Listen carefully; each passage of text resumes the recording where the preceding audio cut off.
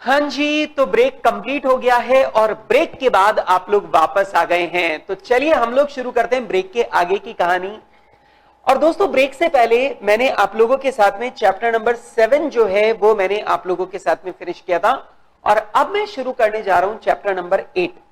दोस्तों, अब ब्रेक के बाद के सेशन में अपने को चैप्टर नंबर 8 और चैप्टर नंबर 9 कवर करने की कोशिश करनी है। मतलब टोटल प्रोडक्टिव मेंटेनेंस और टोटल क्वालिटी मैनेजमेंट, ये दोनों चीजें, ये दोनों चैप्टर्स अपने को कवर करने की कोशिश करनी है। दोनों लंबे चैप्टर हैं और दोनों में बहुत सारा डिस्कशन है, तो हम लोग अपना टाइम वेस्ट नहीं करेंगे और जल्दी से हम लोग मुद्दे के ऊपर आएंगे।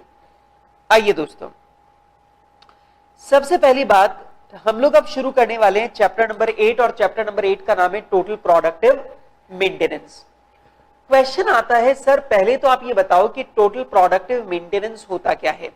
अगर मैं आपको सिंपल भाषा में बताऊं तो सिंपल सी बात यह है कि हम लोग अपनी फैक्ट्री में एक रूटीन बना के रखते हैं कि सुबह सुबह जब वर्कर आएगा तो वर्कर आते ही सबसे पहले मशीन की डीप क्लीनिंग करेगा, मशीन को बिल्कुल ढंग से चमका करके साफ करेगा। और जब वो मशीन को साफ करेगा तो उसको मशीन में बहुत सारी प्रॉब्लम्स नजर आएंगी। जैसे हो सकता है कोई बोल्ट जो है वो ढीला पड़ा हो सकता है कहीं पर ऑयल लीक कर रहा हो, कहीं पर हो सकता है बेल्ट जो है वो ढीली पड़ी हो सकता है कहीं उसे लगे कि ये वाला पार्ट पुराना पड़ गया है। तो जब एक वर्कर रोजाना अपनी मशीन को डीपली सफाई करेगा, डीपली क्लीन करेगा, तो मशीन के अंदर जितनी भी प्रॉब्लम्स होंगी वो प्रॉब्लम्स उसे दिख जाएंगी और वो प्रॉब्लम्स को, उस खराबी को वो रिपेयर कर देगा इमीडिएटली, क्योंकि हमने उसे छोटी मोटी रिपेयर करने के लिए ट्रेन किया हुआ है। तो हमने अपने वर्कर को छोटी मोटी रिपेयर करने के लिए ट्रेन कर रखा है, तो हमारे वर्कर को जैसे ही मशीन में कोई भी छोटी मोटी प्रॉब्लम दिखेगी वो तुरंत मशीन को ठीक कर देगा, रिपेयरिंग का काम कर देगा। अच्छा, अगर कोई बड़ी प्रॉब्लम होगी जो उसको ठीक नहीं कर सकता है तो वो टेक्निकल टीम को बुला लेगा, लेकिन वो हाथों हाथ उस मशीन को सुबह ही ठीक करवा लेगा। इसका फायदा ये होगा कि मशीन हमेशा हेल्दी कंडीशन में रहेगी, मशीन की हेल्थ एकदम शानदार कंडीशन में रहेगी और काम करने के दौरान हमारी मशीन कभी भी खराब नहीं होगी। तो भैया सिंपल सा लॉजिक यहां पर यह है, पहले के जमाने में हम लोग बहुत सारी स्पेयर मशीनें रखा करते थे और वो मशीनों की जो कॉस्ट है वो हमारे लिए अननेसेसरी लगा करती थी। लेकिन अब ये कॉन्सेप्ट कहता है कि हर वर्कर रोजाना सुबह आकर अपनी मशीनों को बिल्कुल साफ करेगा, जो कमियां दिखेंगी, जो प्रॉब्लम दिखेगी उसको हाथों हाथ ठीक करेगा।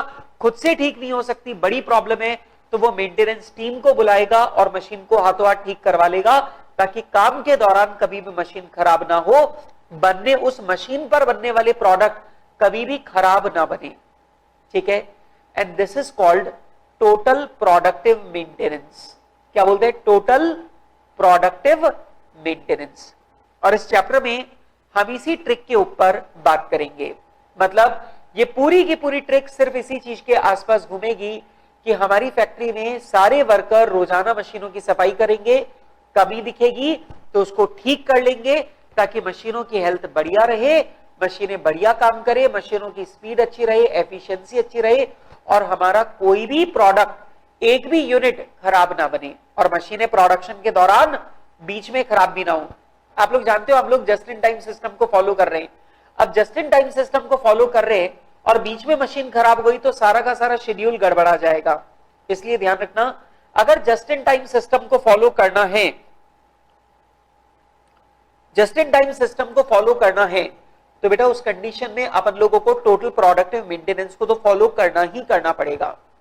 ठीक है, चलिए बेटा इसी के बारे में मैं आपको यहां पर सारी बातें समझाने वाला हूं। आइए जी बेटा, आप लोग अपनी अपनी बुक्स निकाल लीजिए, अपने अपने नोट्स निकाल लीजिए सामने और मेरे साथ साथ आप लोग ये सारी की सारी बातें जरा ध्यान से सुनना भी शुरू कर दीजिए।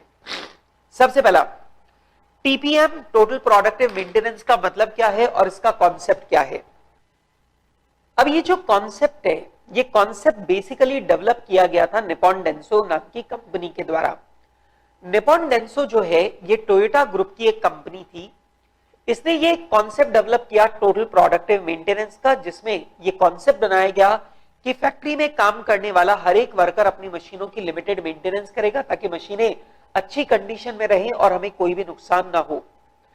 इनिशियली निप्पॉन डेंसो ने ये कॉन्सेप्ट अपनी फैक्ट्री की मशीनों के लिए लाया था, लेकिन बाद में उनको लगा कि ये कॉन्सेप्ट जो है वो सिर्फ फैक्ट्री तक लिमिटेड नहीं होना चाहिए, बल्कि ये कॉन्सेप्ट हर एक डिपार्टमेंट, हर एक एम्प्लॉय के ऊपर एप्लीकेबल होना चाहिए। क्योंकि ऑब्वियस ही बात है, बहुत सारे इक्विपमेंट होते हैं जिनका इस्तेमाल हम लोग ऑफिस के अंदर भी करते हैं, और बहुत सारे जो व्हीकल्स हैं, बहुत सारे जो और भी इक्विपमेंट है, उनका इस्तेमाल हम लोग सेलिंग एंड डिस्ट्रीब्यूशन के लिए भी करते हैं।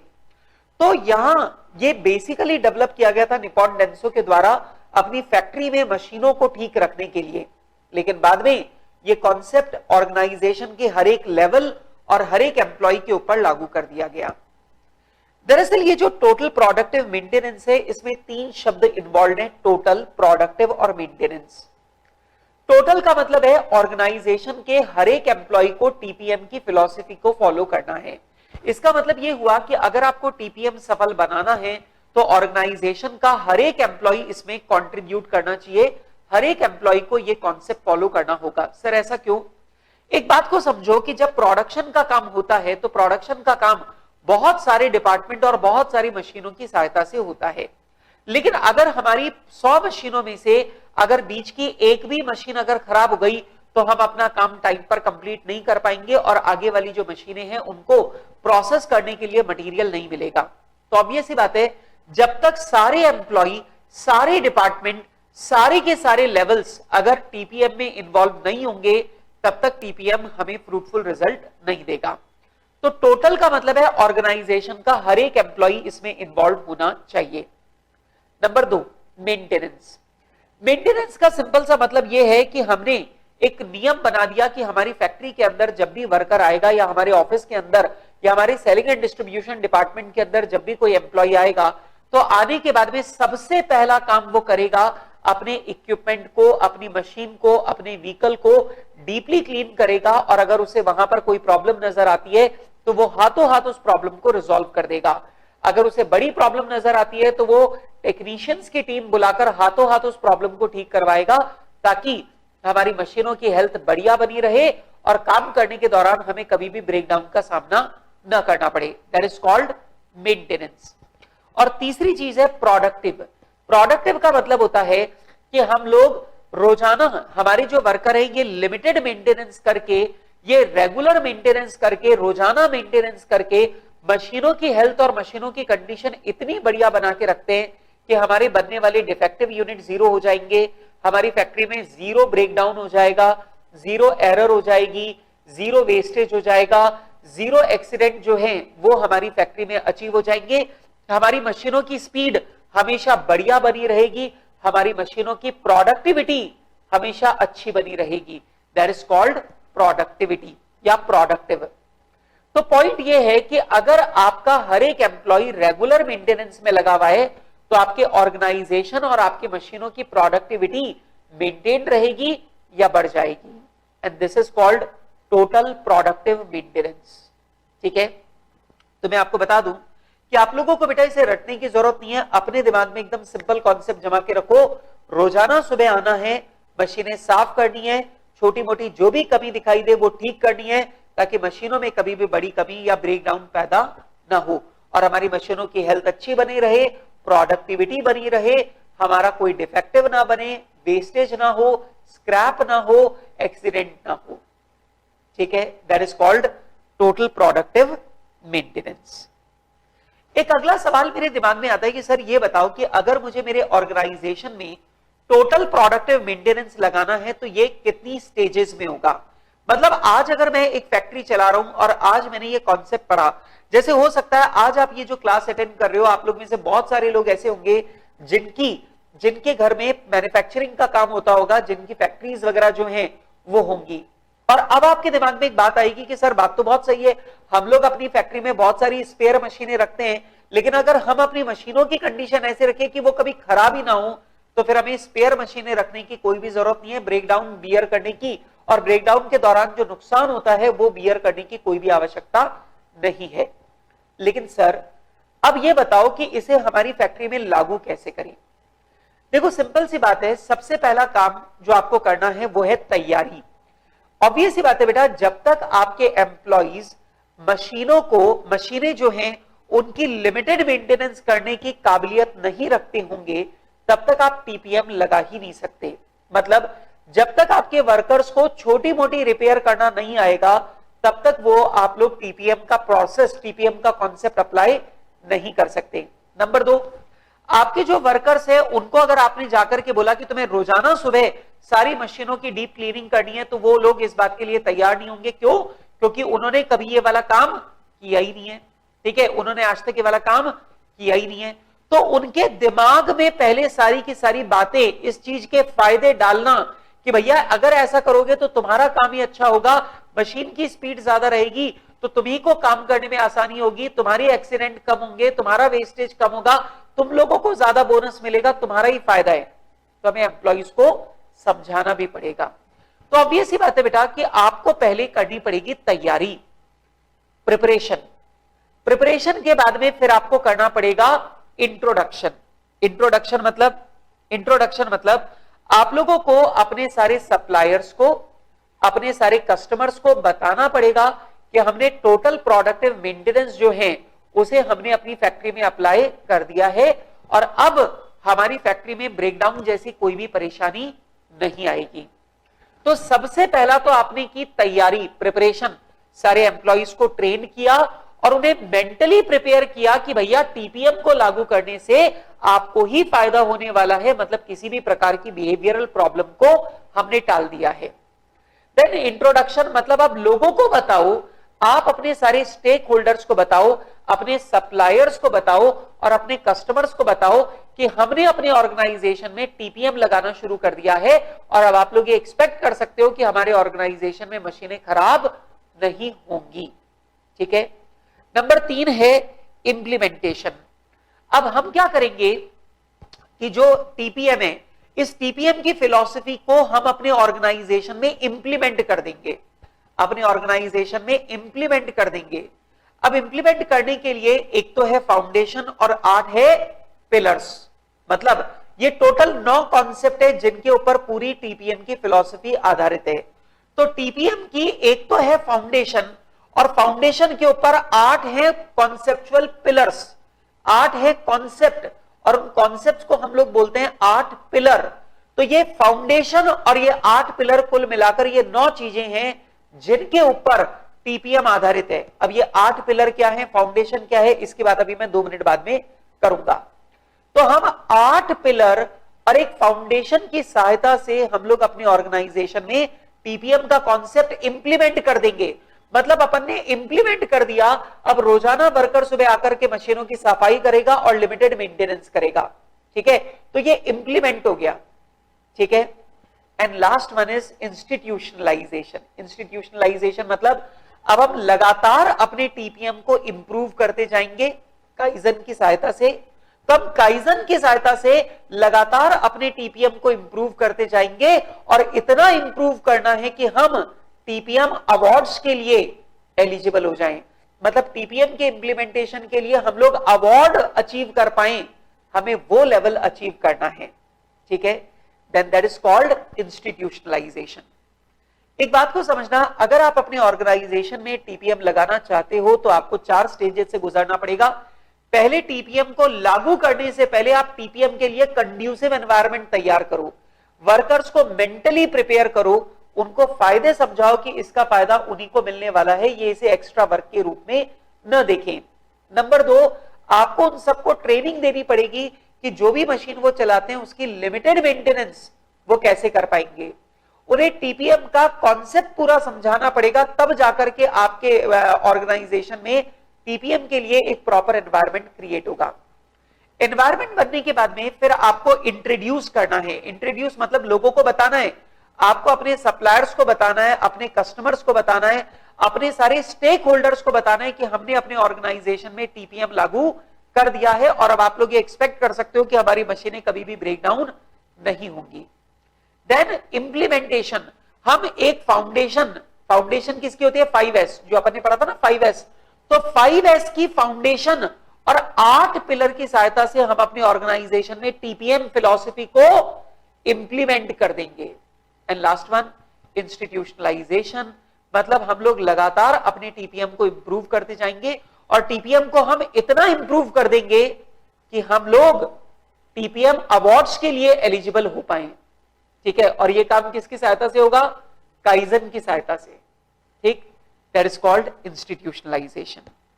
अच्छा, अभी मैंने आपके साथ में जिक्र किया कि टीपीएम की एक फाउंडेशन होती है और टीपीएम के 8 पिलर होते हैं। अब आपके दिमाग में तुरंत क्वेश्चन आएगा कि सर फाउंडेशन क्या है और ये 8 पिलर क्या हैं, ये हमें समझाओ। तो मेरे साथ साथ एकदम ध्यान से एक एक बात को सुनना। अब सबसे पहले बात करते हैं अपन फाउंडेशन की। टीपीएम की जो फाउंडेशन है ये है 5S। इसका मतलब ये हुआ कि अगर आपको कहीं पर भी टीपीएम का कॉन्सेप्ट लगाना है तो पहले वर्क प्लेस को 5S की थियरी पर आपको अरेंज करना है। आपको मालूम है 5S वर्क प्लेस के अरेंजमेंट की थियरी है, और अगर आपको टीपीएम लगाना है तो पहले आपको सबसे पहला काम आपको करना पड़ेगा कि आपको अपने ऑर्गेनाइजेशन में सारी वर्क प्लेसेस को 5S की थियरी से आपको अरेंज करना है। ठीक है सर, हम वर्क प्लेस को अरेंज कर लेंगे। वर्क प्लेस को अरेंज करने के बाद 5S की थियरी को अप्लाई करने के बाद फिर आपको 8 पिलर्स की सहायता से टीपीएम को अपने ऑर्गेनाइजेशन में इंप्लीमेंट करना है। अब सवाल आता है सर ये 8 पिलर क्या हैं और इन 8 पिलर्स का मतलब क्या है, आप हमें ये समझाओ। सबसे पहला पिलर जो आप लोग देख सकते हैं वो है ऑटोनोमस मेंटेनेंस। इसका मतलब, ऑटोनोमस का मतलब होता है अपने आप, स्वयं, और मेंटेनेंस का मतलब मशीनों की मेंटेनेंस करना। कहने का मतलब यह है टीपीएम का सबसे पहला पिलर है कि आप अपने एम्प्लॉइज को मशीनों की लिमिटेड मेंटेनेंस के लिए ट्रेन करो। जो आपके एम्प्लॉइज हैं वो इतने ट्रेंड होने चाहिए कि जो भी आपकी मशीनें हैं उन मशीनों में जो भी छोटी मोटी प्रॉब्लम्स आती हैं उन सारी की सारी छोटी मोटी प्रॉब्लम्स को वो खुद से ठीक कर पाए। मतलब रोजाना सुबह आए, मशीनों की सफाई करे, सफाई करते टाइम पे जो भी छोटी मोटी प्रॉब्लम दिख रही है मशीन में वो खुद ही रिपेयर कर ले। That is called autonomous maintenance. अब ऑब्वियस ही बात है, अगर रोजाना हम लोग छोटी मोटी रिपेयर करते जाएंगे तो मशीनों की कंडीशन हमेशा अच्छी बनी रहेगी। जो भी प्रॉब्लम होगी वो जल्दी डिटेक्ट होगी, जल्दी ठीक हो जाएगी और उसका हमें फायदा ही फायदा मिलेगा। Second one is focused improvement. दूसरा पिलर है फोकस्ड इंप्रूवमेंट। अब आप लोग मुझे बोलेंगे सर फोकस्ड इंप्रूवमेंट क्या है, तो आप लिख सकते हैं इसका मतलब है काइजन। इसका मतलब यह हुआ कि अगर आप लोग अपने ऑर्गेनाइजेशन में टीपीएम लगाते हो तो भी आप लोगों को लगातार अपने टीपीएम को इंप्रूव करने की कोशिश करनी होगी। मतलब लगातार आपको यह सोचना पड़ेगा कि हम क्या बदलाव करें कि हमारा कामकाज का तरीका और बेहतर हो जाए, हमारी टीपीएम की प्रोसेस और बेहतर हो जाए, उसके बारे में हमें लगातार इंप्रूवमेंट करते चलने हैं। देखो यहां पर मेन फंडा यह है कि इंप्रूवमेंट चाहे कितना भी छोटा हो कोई फर्क नहीं पड़ता, लेकिन ये इंप्रूवमेंट लगातार होना चाहिए, इंप्रूवमेंट रोजाना होना चाहिए ताकि लंबे समय में हमें बड़े परिवर्तन देखने को मिले। तो ऑब्वियस ही बात है चेंज छोटा हो सकता है, उसका मिलने वाला बेनिफिट नेग्लिजिबल या इनविजिबल हो सकता है, मतलब उसका फायदा हमें नजर ही ना आए, ऐसा भी हो सकता है। लेकिन लॉन्ग रन में ये छोटे छोटे फायदे बड़े रिजल्ट देते हुए दिखते हैं। ठीक है, इसलिए आपको फोकस्ड इंप्रूवमेंट करना है, आपको लगातार इंप्रूवमेंट करते हुए चलना है। ठीक है, देन तीसरा है प्लान्ड मेंटेनेंस। अब आप लोग बोलेंगे सर ये प्लान्ड मेंटेनेंस क्या है। देखो दोस्तों क्या होता है कि जब अपनी गाड़ी जैसे अपन लोग चलाते हैं, कार अपन लोग चलाते हैं, तो हमारी कार का एक सिंपल सा नियम है कि अगर आपकी नॉर्मल कार है, जो गाड़ियां है, तो उनकी मेंटेनेंस का एक शेड्यूल फिक्स है कि अगर आपकी गाड़ी 5000 किलोमीटर चल चुकी है या आपकी गाड़ी की मेंटेनेंस हुए 6 महीने हो चुके हैं तो आपको गाड़ी की मेंटेनेंस करवानी चाहिए। अब कंपनी ने नियम बना रखा है कि 5000 किलोमीटर होते ही आपको गाड़ी की सर्विस करवानी चाहिए। इसका मतलब यह हुआ कि हम गाड़ी की सर्विसिंग करवाने लेके जाते हैं हर 5000 किलोमीटर पे, भले ही गाड़ी खराब ना हुई हो। ठीक है, गाड़ी में कोई प्रॉब्लम नहीं भी आ रही होती तो भी 5000 किलोमीटर पूरे होने पर हम गाड़ी को लेकर के जाते हैं, उसका ऑयल चेंज करवाते हैं, ऑयल फिल्टर चेंज करवाते हैं, उसमें जो कूलेंट है वो चेंज करवाते हैं, गाड़ी की पूरी डीप क्लीनिंग करवाते हैं, साफ सफाई करवाते हैं, और वो सब हम लोग करवाते हैं गाड़ी के खराब हुए बिना। क्यों करवाते हैं? ताकि गाड़ी की हेल्थ इतनी बढ़िया रहे कि गाड़ी कभी खराब ही ना हो। अगर गाड़ी की सही समय पर प्लान्ड मेंटेनेंस कर दी जाए तो गाड़ी कभी खराब ही नहीं होगी। Then this is called planned maintenance. बच्चों, प्लान्ड मेंटेनेंस का मतलब होता है अपने शेड्यूल के मुताबिक लगातार मशीनों की मेंटेनेंस करते हुए चलना, उनके खराब होने से पहले, मतलब बिना खराब हुए ही हम उनकी डीप मेंटेनेंस कर देंगे, और ये टाइम शेड्यूल के अकॉर्डिंग की गई मेंटेनेंस को हम लोग बोलते हैं प्लान्ड मेंटेनेंस। ठीक है। चौथा पिलर है अर्ली इक्विपमेंट मैनेजमेंट। सर ये क्या होता है early equipment management? Early equipment management का मतलब है कि हम लोग अपनी टीपीएम को इस तरीके से डिजाइन करते हैं कि रोजाना जो हमारी साफ सफाई और मेंटेनेंस में लगने वाला टाइम है वो हमारा कम से कम लगे। पहली बात, रोजाना सुबह आकर जो साफ सफाई करेंगे और लिमिटेड मेंटेनेंस करेंगे, वो लिमिटेड मेंटेनेंस हमारी जल्दी से जल्दी हो, हमें सबसे पहले ये देखना है। नंबर 2, अगर मान लीजिए हमारा इक्विपमेंट कभी भी खराब हो जाता है तो खराब होने के बाद में टेक्निकल टीम को आने में और उस इक्विपमेंट को ठीक करने में कम से कम समय लगना चाहिए, ताकि हमारा जो अनप्रोडक्टिव टाइम है वो मिनिमाइज हो पाए, टाइम की वेस्टेज मिनिमाइज हो पाए। ठीक है। That is called early equipment management. क्या बोलते हैं इसे? Early equipment management. Early equipment management का मतलब सिंपल सा है कि आप अपनी फैक्ट्री का लेआउट इस तरह का रखो, मशीनों की सिचुएशन, मशीनों का प्लेसमेंट इस प्रकार रखो कि मेंटेनेंस में लगने वाला टाइम कम से कम लगे। ठीक है। और अगर मशीन खराब हो जाती है तो रिपेयर करने के लिए जो टेक्निकल टीम आ रही है उसे आने में कम से कम टाइम लगे, और उनको रिपेयर करने में भी कम से कम टाइम लगे। हमें इसका मैनेजमेंट करना है। That is called early equipment management. Early equipment management. ठीक है। इसके बाद में बेटा जो पांचवा पिलर है वो पांचवा पिलर है quality management. Sir what is this quality management? Quality management का मतलब है कि हम लोग ये इंश्योर करते हैं कि हमें अपनी मशीनों की कंडीशन इतनी बढ़िया रखनी है कि उनसे बनने वाला जो माल है वो जीरो डिफेक्ट का माल बने, जीरो स्क्रैप लगे, जीरो ब्रेकडाउन हो और जीरो एक्सीडेंट हो। मतलब हमें हर एरिया में, हर मैटर पे हमें अपनी टॉप क्वालिटी जो है वो मेंटेन करनी है। ठीक है। और ऑब्वियस ही बात है, अगर हमारी क्वालिटी अच्छी रहेगी, अगर हमारी डिलीवरी टाइमली रहेगी तो हमारा कस्टमर ज्यादा सेटिस्फाइड फील करेगा, और अगर हमारे कस्टमर ने सेटिस्फाइड फील किया तो हमारा रेवेन्यू भी बढ़ेगा और हमारा प्रॉफिट भी बढ़ेगा। ठीक है। That is called quality management. That is called quality management. मतलब मशीनों की कंडीशन इतनी बढ़िया रखो, zero defect, zero breakdown, zero scrap रहे, ताकि हमारा कस्टमर ज्यादा से ज्यादा सेटिस्फाइड फील करे और अल्टीमेटली हमारा रेवेन्यू और हमारा जो प्रॉफिट है वो लगातार बढ़ता जाए। लेकिन एक बात ध्यान रखना, इसके लिए आपको एक बात का फोकस करना है। आपको लगातार ये फोकस करते हुए चलना है कि कस्टमर की कंप्लेंट या हमारे प्रोडक्ट में कमियां या हमारे प्रोडक्ट की खराबी किस पॉइंट पर आ रही है, और जिस चीज के लिए हमारे प्रोडक्ट में खराबी आ रही है हमें वो रूट कॉज आइडेंटिफाई करना है, और उस रूट कॉज को आइडेंटिफाई करके उस रूट कॉज को ही खत्म कर देना है, ताकि हमारे प्रोडक्ट में किसी भी प्रकार की कंप्लेंट या कमी न आए। ठीक है। That is called quality management. इसके बाद में अगला पिलर आता है एजुकेशन एंड ट्रेनिंग। ऑब्वियस सी बात है, जब तक हम अपने एम्प्लॉइज को लगातार एजुकेट नहीं करेंगे, उन्हें टीपीएम के फायदे नहीं बताएंगे, वो टीपीएम को फॉलो करने के लिए मोटिवेटेड फील नहीं करेंगे। और जब तक हम उन्हें ट्रेनिंग नहीं देंगे, जब तक हम उन्हें प्रॉपर ट्रेनिंग नहीं देंगे, तब तक उनको अपने इक्विपमेंट की प्रॉपर मेंटेनेंस करना नहीं आएगा, और प्रॉपर मेंटेनेंस करना जब तक नहीं आएगा तब तक हमें टीपीएम के फायदे नहीं मिल पाएंगे। तो ऑब्वियस ही बात है, हमारे ऑर्गेनाइजेशन के अंदर प्रॉपर ट्रेनिंग शेड्यूल होनी चाहिए, हर एक एम्प्लॉय के लिए प्रॉपर ट्रेनिंग आवर्स होनी चाहिए कि हर एक एम्प्लॉय को 20 घंटे का ट्रेनिंग कोर्स तो अटेंड करना ही करना है।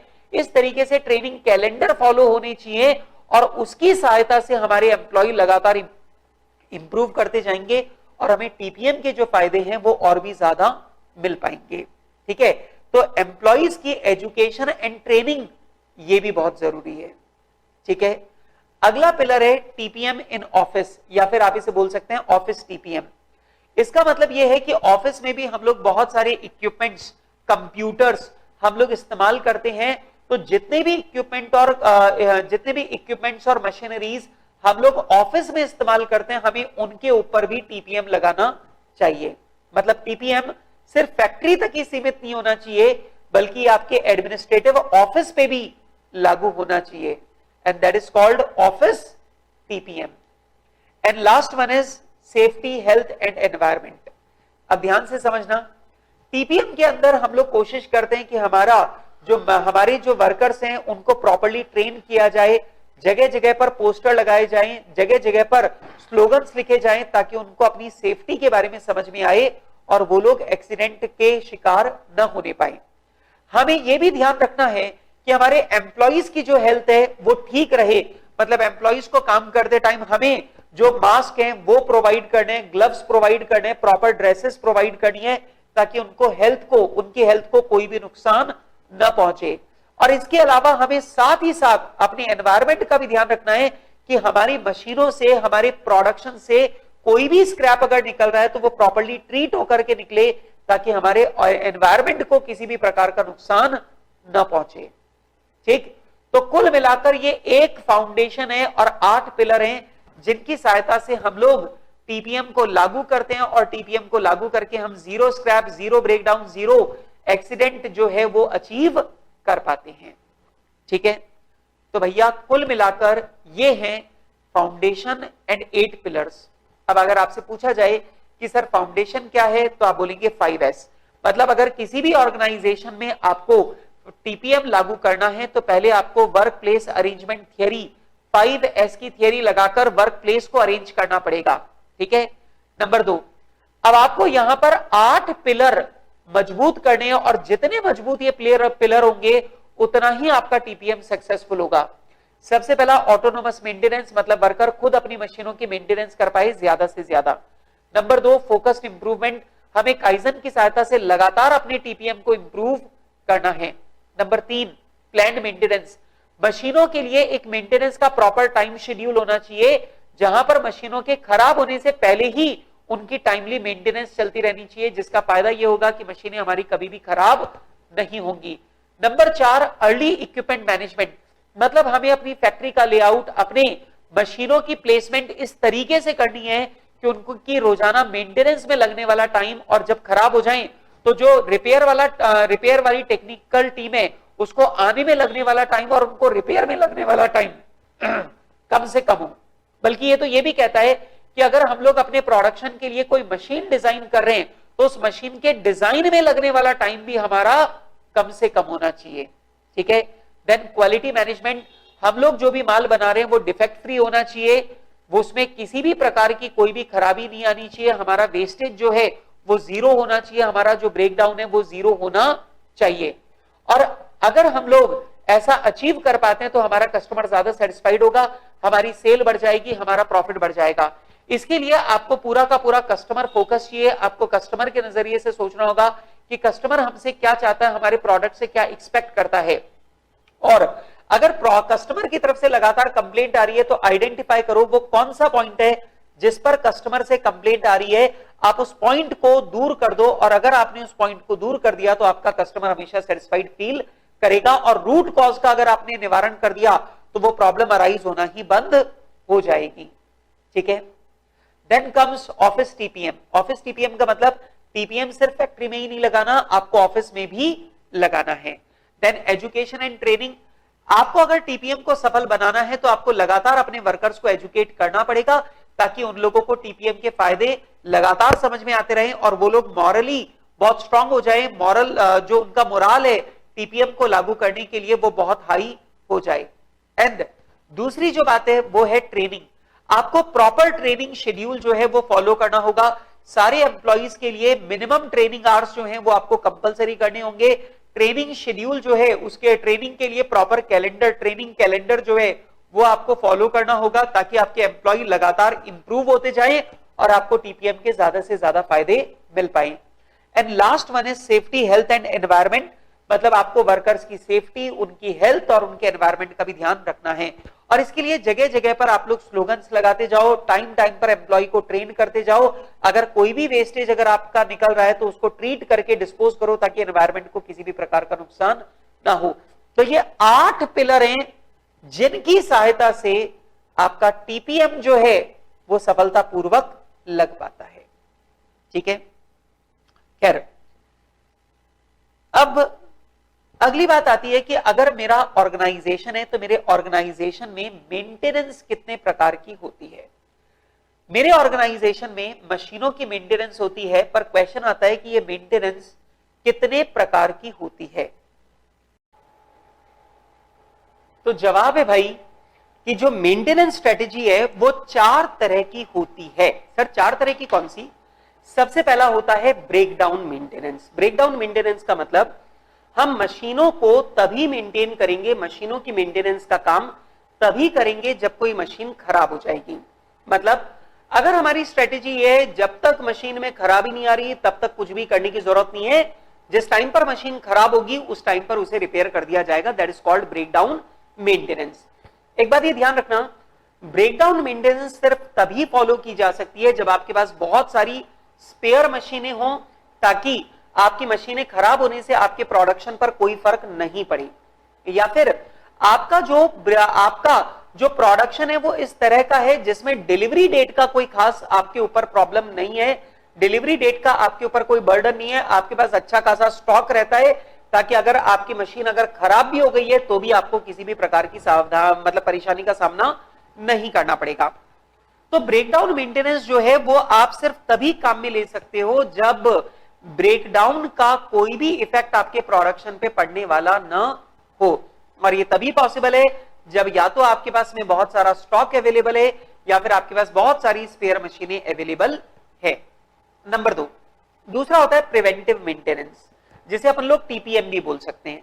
तो प्रिवेंटिव मेंटेनेंस में हम लोग क्या करते हैं, रेगुलरली अपनी मशीनों को मेंटेन करते रहते हैं, लगातार अपनी मशीनों की रिपेयरिंग करते रहते हैं, लगातार अपनी मशीनों को ठीक करते रहते हैं, उनके खराब होने से पहले भी हम उनकी रेगुलर मेंटेनेंस करते हैं।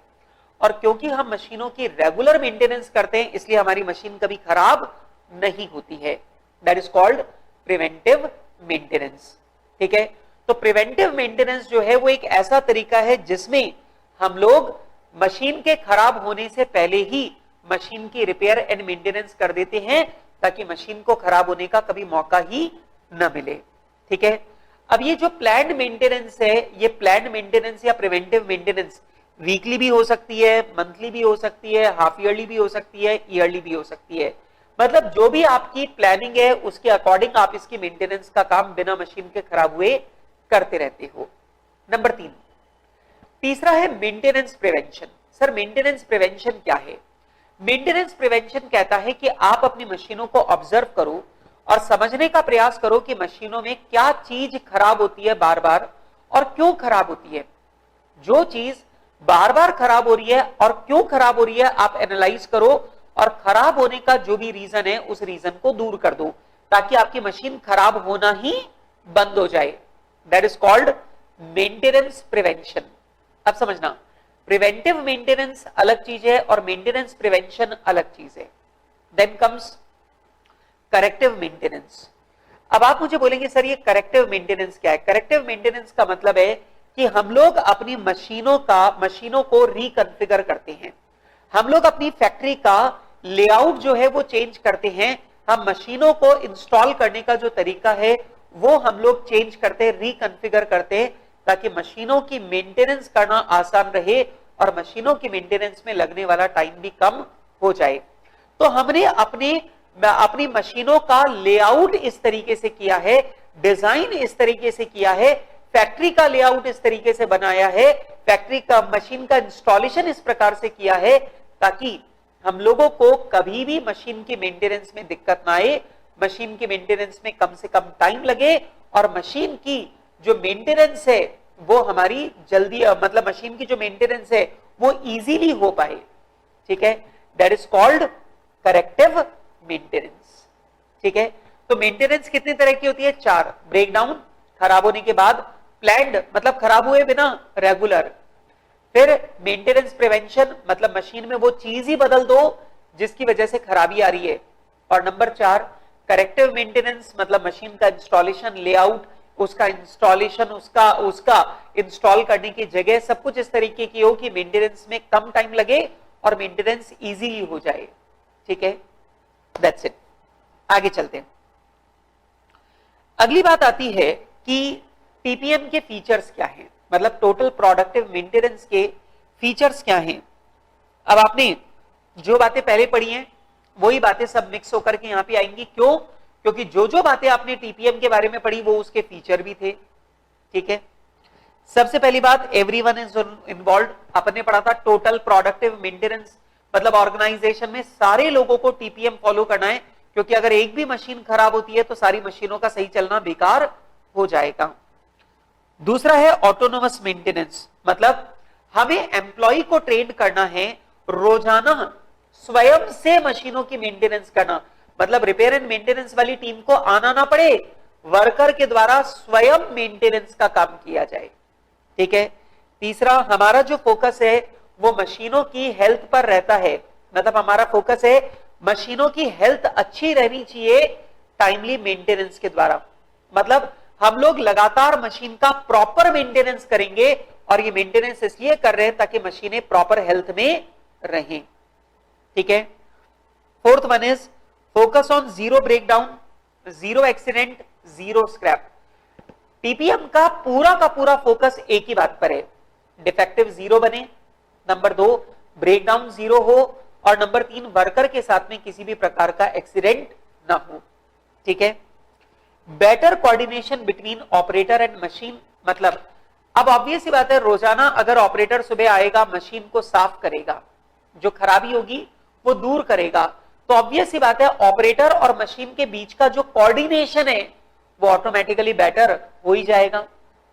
इसके अलावा टीपीएम फोकस करता है प्लान्ड मेंटेनेंस पे, मतलब टीपीएम में हम मशीन खराब होने के बाद वाली मेंटेनेंस को कंसंट्रेट नहीं कर रहे, हम प्लान्ड मेंटेनेंस की बात कर रहे हैं कि मशीनों के खराब होने से पहले ही उनकी मेंटेनेंस का काम कर लिया जाए ताकि मशीन कभी खराब न हो। And last one is continuous education and training program for employees, मतलब हमारे जितने भी एम्प्लॉइज हैं उनको हम लोग लगातार ट्रेन करते रहे, लगातार एजुकेट करते रहे, ताकि उनका काम करने का तरीका बेहतर होता जाए, उनका हमारा जो टीपीएम है वो बेहतर होता जाए, हमें ज्यादा क्वालिटी अचीव होती जाए, ज्यादा टीपीएम में सक्सेस अचीव होती जाए। तो ये सब क्या है? फीचर्स। तो वैसे इनमें कुछ भी नई बात नहीं है, मतलब ये जितने भी फीचर्स टीपीएम वाले हैं इनमें कोई नई बात नहीं है, शायद 4-5 और फीचर आप अपनी तरफ से लिख सकते हो, क्योंकि जो पहले पढ़ा है वही यहां पर रिपीट हुआ है। अच्छा, एक क्वेश्चन आता है कि सर टीपीएम और टीक्यूएम के बीच में रिलेशनशिप क्या है, मतलब total productive maintenance and total quality management के बीच का रिलेशनशिप क्या है। मैं आपको बता दूं, टीपीएम और टीक्यूएम के बीच में जो रिलेशनशिप है, वैसे कई बच्चे मुझे बोलेंगे कि सर आपने टीक्यूएम तो अभी तक पढ़ा ही नहीं, टोटल क्वालिटी मैनेजमेंट तो अभी तक थियरी आपने पढ़ाई नहीं, वो तो अगला चैप्टर है। लेकिन मैं आपको याद दिला दूं, टोटल क्वालिटी मैनेजमेंट में आपको प्रैक्टिकल के साथ में पूरा पढ़ा चुका हूं। ठीक है, तो टोटल क्वालिटी मैनेजमेंट क्या होता है वो आप लोग अच्छे से जानते हो। अब टीपीएम और टीक्यूएम के बीच का रिलेशनशिप समझो। सबसे पहली बात, टीक्यूएम की सफलता टीपीएम पे निर्भर करती है। कैसे? टीपीएम मशीनों को अच्छी कंडीशन में रखेगा, और अगर मशीनों की कंडीशन अच्छी होगी तो ऑटोमेटिकली अच्छी क्वालिटी का माल बनकर तैयार होगा। तो टीक्यूएम तब तक काम नहीं कर सकता जब तक टीपीएम ना हो। अगर मशीनों की कंडीशन अच्छी नहीं है तो बनने वाले यूनिट जीरो डिफेक्ट यूनिट नहीं बन पाएंगे। ठीक है, पहली बात। नंबर 2, टीक्यूएम और टीपीएम जो है ये ऑर्गेनाइजेशन के हर एक लेवल पे इन्वॉल्व है, मतलब आपको ऑर्गेनाइजेशन के हर एक लेवल पे आपको टीपीएम फॉलो करना पड़ेगा, क्योंकि अगर एक भी मशीन खराब हो गई तो सारी मशीनों का अच्छा काम करना बेकार हो जाएगा। टीक्यूएम में भी हर एक लेवल के ऊपर आपको टीक्यूएम फॉलो करना होगा, क्योंकि अगर एक भी जगह पर डिफेक्टिव पैदा हो गया, अगर एक भी प्रोसेस में डिफेक्ट रह गया तो बनने वाला माल जो है वो डिफेक्टफुल माल रहेगा, वो डिफेक्ट फ्री नहीं बन पाएगा। तो टीपीएम और टीक्यूएम ये दोनों हर लेवल पे और हर एम्प्लॉय के ऊपर एप्लीकेबल है। नंबर 3, टीपीएम और टीक्यूएम के जो बेनिफिट हैं वो आपको इमीडिएटली दिखाई नहीं देते, वो हमेशा लॉन्ग रन में दिखाई देते हैं। ऑब्वियस है, these can't be applied successfully without top management support. आपको पता है टीपीएम और टीक्यूएम दोनों लगाना वर्कर के लिए मेहनत का काम है, और इसमें वर्कर की मेहनत ज्यादा है, तो बिहेवियरल इश्यूज जो हैं वो हमारे सामने आएंगे आएंगे। तो टीपीएम और टीक्यूएम तब तक सफलतापूर्वक नहीं लग सकते जब तक टॉप मैनेजमेंट का सपोर्ट ना हो। तो टॉप मैनेजमेंट का सपोर्ट मिलेगा तो ही टीपीएम और टीक्यूएम सक्सेसफुली अप्लाई हो पाएगा। Okay, these both involve continuous education and training of workers. Obvious सी बात है, टीपीएम और टीक्यूएम दोनों के लिए लगातार वर्कर्स को ट्रेनिंग देना जरूरी है। सर क्यों? टीपीएम में वर्कर को ट्रेन करना इसलिए जरूरी है क्योंकि जब तक आप ट्रेन नहीं करोगे तब तक उसे समझ में कैसे आएगा कि मशीनों की रिपेयरिंग कैसे होती है। टीक्यूएम की बात करें तो सिंपल सी बात है, टीक्यूएम जो है वो टोटल क्वालिटी मैनेजमेंट है। अगर वहां पर अपन वर्कर्स को लगातार ट्रेन नहीं करेंगे तो सारे वर्कर्स का काम करने का तरीका अलग अलग होगा, और अगर सारे के सारे वर्कर्स का काम करने का तरीका अलग अलग होगा तो हम लोग प्रॉपर क्वालिटी इंश्योर नहीं कर पाएंगे। तो भैया ट्रेनिंग जो है वो बहुत जरूरी है, टीपीएम के लिए भी और टीक्यूएम के लिए भी।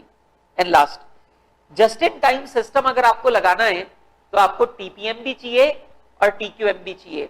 मतलब जस्ट इन टाइम सिस्टम तभी सफलतापूर्वक लग सकता है जब आपकी मशीनें खराब ना हो और जो बना हुआ माल है उसमें कोई डिफेक्ट ना आए।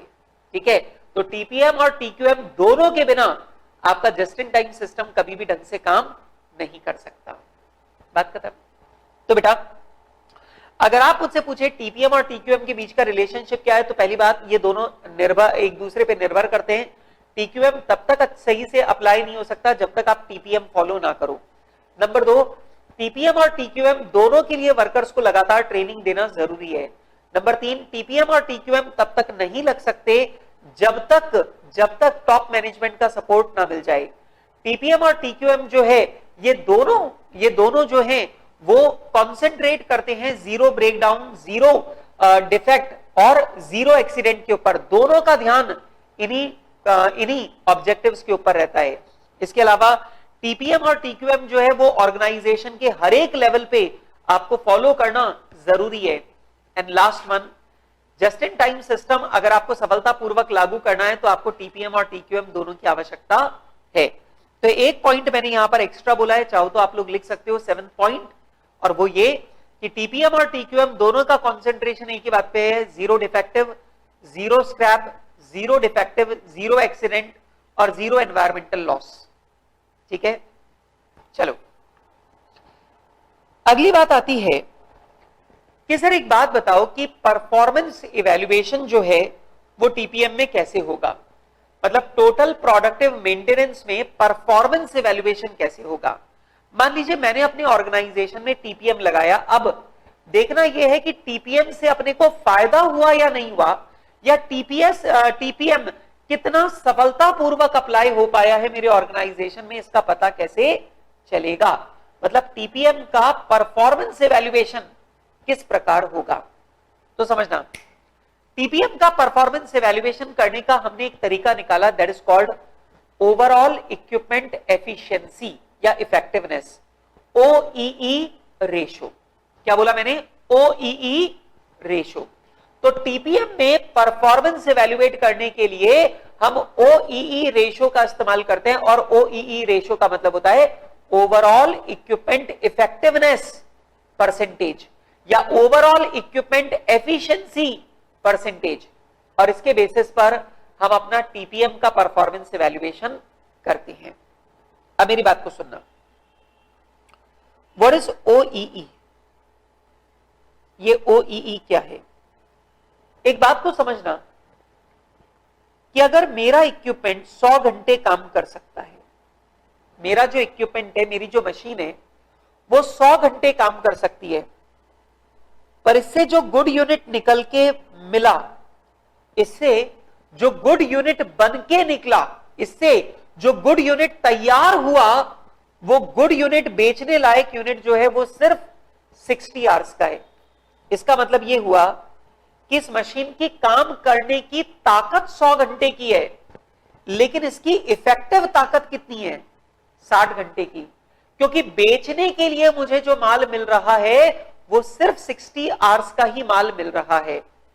तो बेटा यहां पर अपन कहेंगे कि हमारे इस इक्विपमेंट की जो ओवरऑल इफेक्टिवनेस है वो 60% है। मेरी बात समझ में आ रही है? अगर कोई मशीन 100 घंटे काम कर सकती है, लेकिन उस मशीन से जो माल बनकर निकल रहा है, जो माल बनके मुझे मिला है, वो माल कितना है?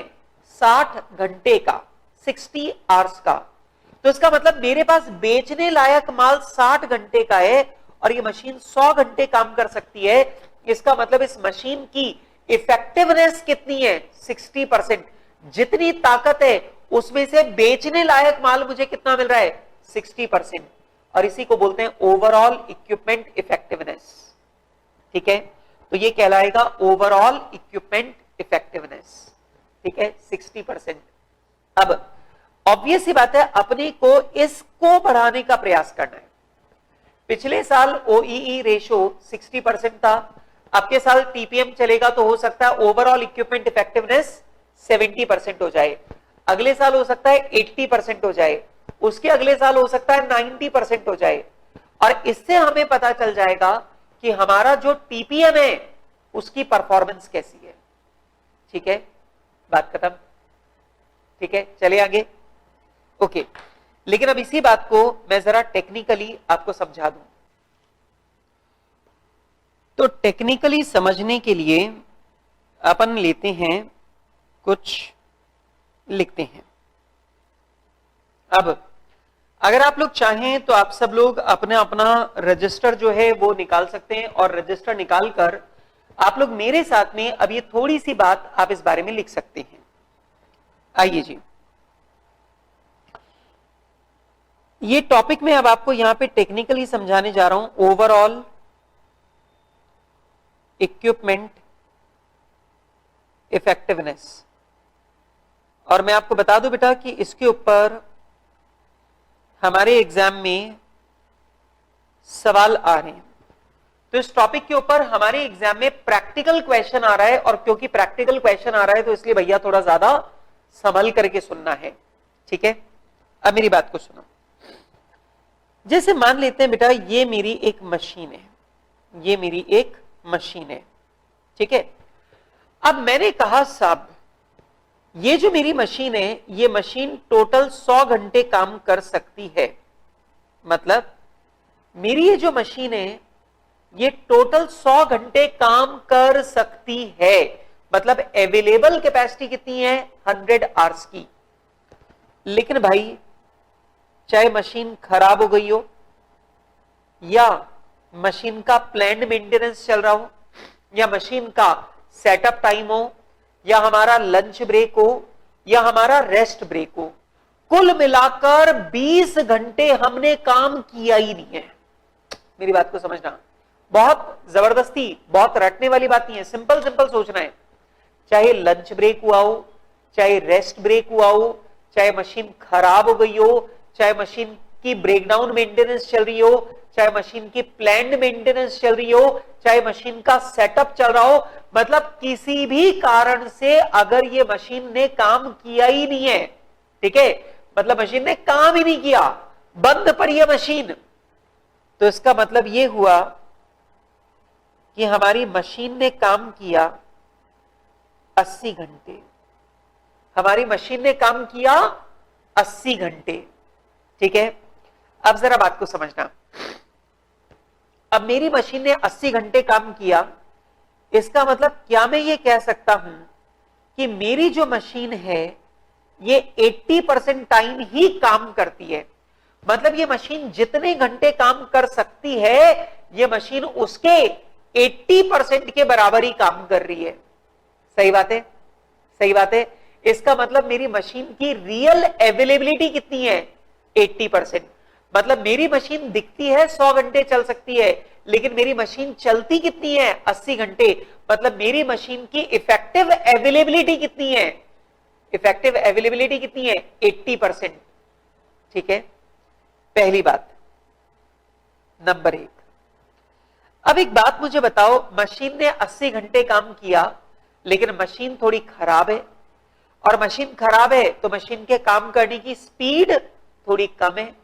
अब मशीन के काम करने की स्पीड कम होगी तो ऑब्वियस सी बात है कि मशीन चलेगी 80 घंटे लेकिन माल बनाएगी कम। हाँ कि ना? अगर मान लो मेरी मशीन थोड़ी भारी चल रही है मेरी मशीन में कोई खराबी चल रही है, और अगर मेरी मशीन फुल एफिशिएंसी से काम नहीं कर रही, फुल एफिशिएंटली काम नहीं कर रही, तो ऑब्वियस बात है मेरी मशीन चलेगी 80 घंटे, लेकिन जो माल बना के निकालेगी वो 80 घंटों का माल बना के नहीं निकालेगी।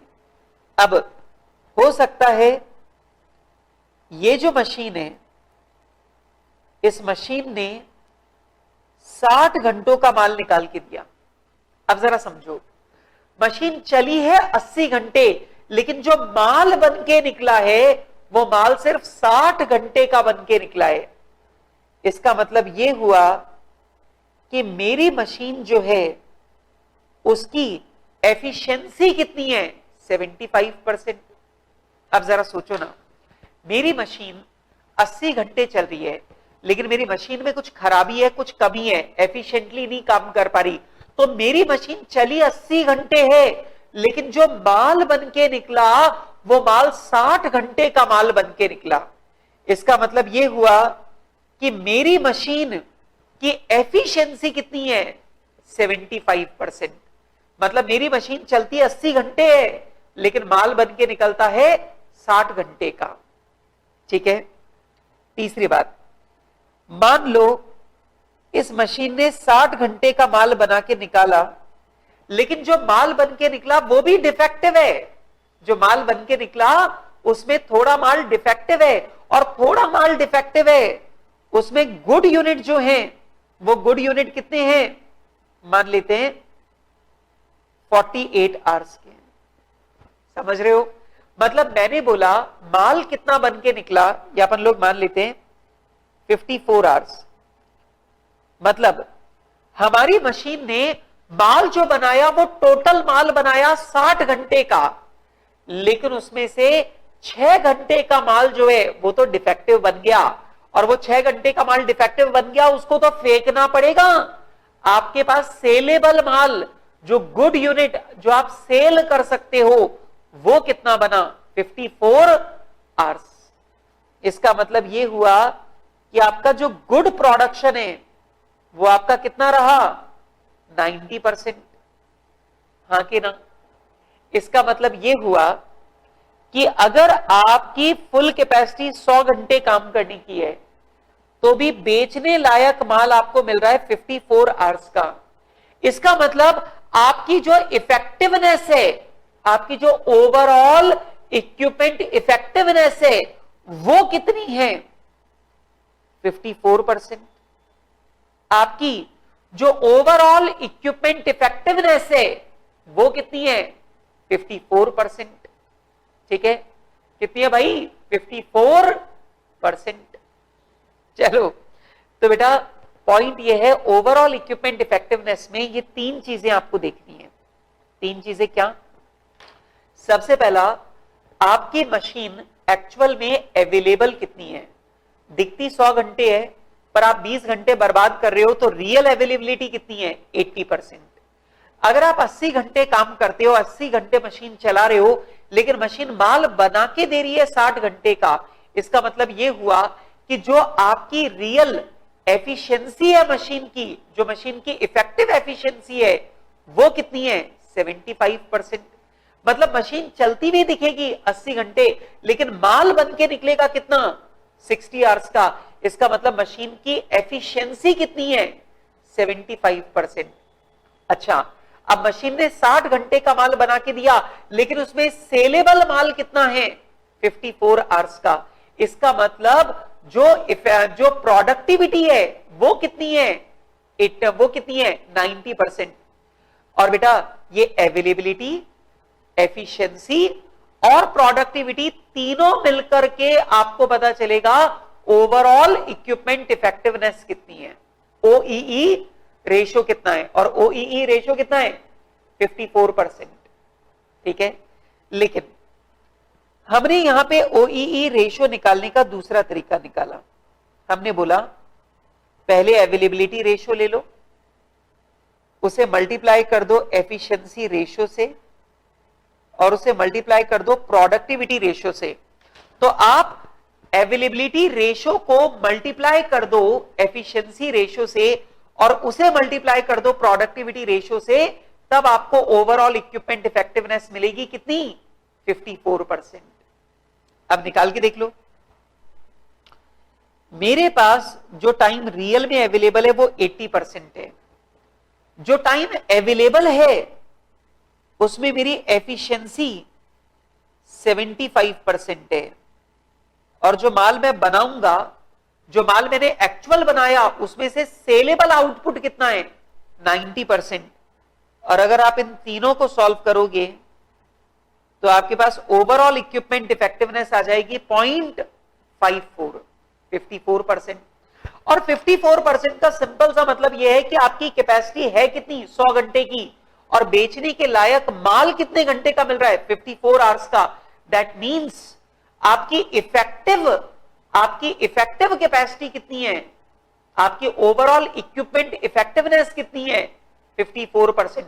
मतलब जितनी कैपेसिटी दिखती है, बेचने लायक आउटपुट उसका 54% ही मिलता है। ठीक है, तो बेटा यहां पे ध्यान रखना, यहां पर अपने को 3 बातें देखनी है। टोटल टाइम जो अवेलेबल है उसमें से वेस्ट कितना हुआ और काम कितना हुआ। जो काम हुआ उसमें से माल जो बना वो कितने घंटों का बना, और जो माल बना उसमें से सेलेबल माल कितने घंटों का है। ठीक है, इससे आपको अवेलेबिलिटी रेशियो मिलेगा, एफिशिएंसी रेशियो मिलेगा, प्रोडक्टिविटी रेशियो मिलेगा, और अगर आप तीनों को मल्टीप्लाई कर दोगे तो आपके पास ओवरऑल इक्विपमेंट इफेक्टिवनेस आ जाएगी। ठीक है, आ जाओ जरा पढ़ते हैं। अब देखिए हमारे नोट्स कहते हैं, हमने नोट्स में क्या लिख रखा है? The calculation of OEE measure requires the identification of 6 big losses. OEE ratio निकालने के लिए हम 6 बड़े लॉसेस को देखते हैं। क्या? सबसे पहला हमारा इक्विपमेंट खराब हो गया तो टाइम वेस्ट होगा। ठीक है, सेटअप हो गया या बाकी के एडजस्टमेंट है, आप इसके आगे और लिख लेना, lunch break, rest break, training break, ये सब। तो भाई कुल मिलाकर बात यह है कि आपका टाइम बर्बाद कहां पर होगा? या तो आपकी मशीन खराब हो गई है, और मशीन अगर आपकी खराब हो गई तो आपको ठीक करने में टाइम लगाना पड़ेगा।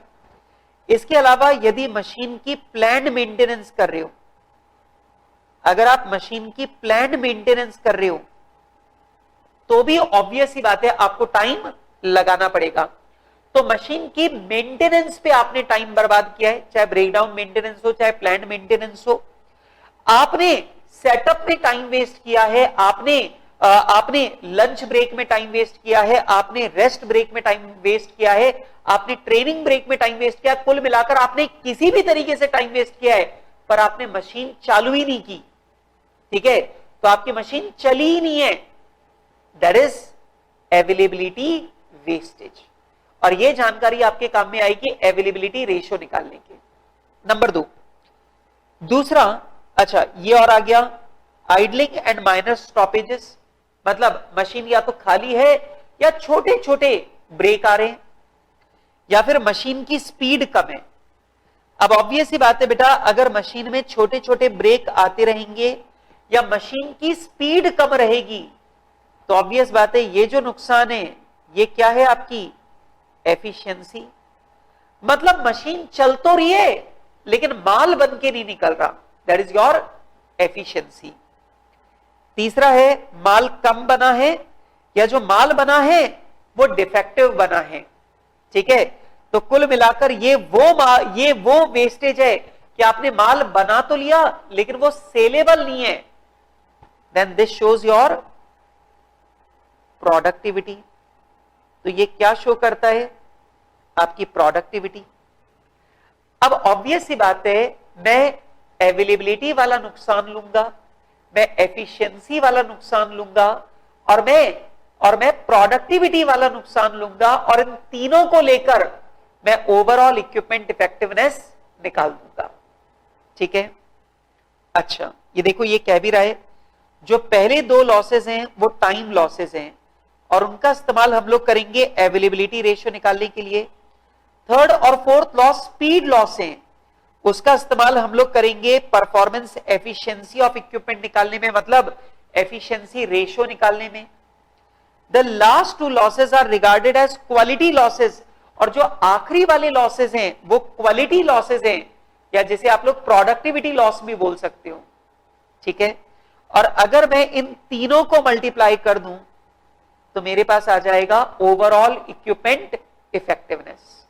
ठीक है, मतलब यार कुल मिलाकर तीन बातें सोचना, टाइम कितना है, उसमें से कितना टाइम आपने काम किया, ये अवेलेबिलिटी रेशियो है। जो काम किया उसमें कितने टाइम का माल बनाया, ये आपका एफिशिएंसी रेशियो है, स्पीड।